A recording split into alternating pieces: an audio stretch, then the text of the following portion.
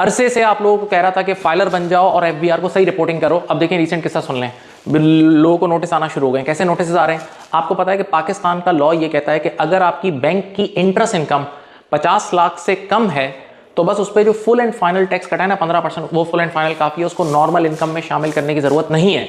लेकिन अगर आपकी इनकम 50 लाख को क्रॉस कर गई, इंटरेस्ट इनकम बैंक वाली, तो अब आपको जो फुल एंड जो 15% कट गया वो तो कट गया, लेकिन ऐसी इनकम को आपने अपनी नॉर्मल इनकम में शामिल करना है।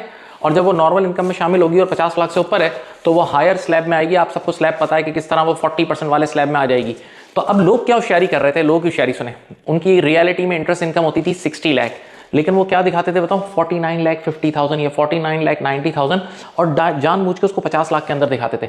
तो जो 15% फुल एंड कट गया ना विद होल्डिंग टैक्स, बस वही फुल एंड फाइनल मान लिया रहता था और साथ उनकी एक बिजनेस इनकम दिखा देते थे 10 लाख की, और उस 10 लाख पे एक छोटा सा टैक्स पे कर देते थे। तो अब एफबीआर इतना चालाक है भाई, अब एआई का दौर है। उन्होंने फौरन से पता नहीं कैसे एआई या खुद से ट्रेस कर लिया कि जो 50 लाख के करीब करीब रिपोर्ट कर रहे हैं वो गेम वाले ही हैं। उनको भी पता है यार सब।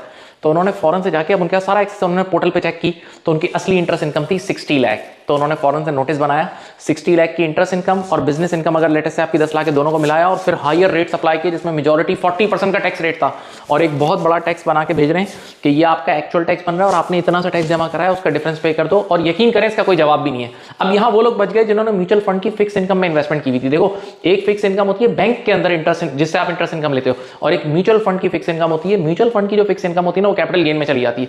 तो वो लोग तो बच गए, लेकिन ये लोग फंस गए। तो जरा ख्याल कीजिएगा। Thank you.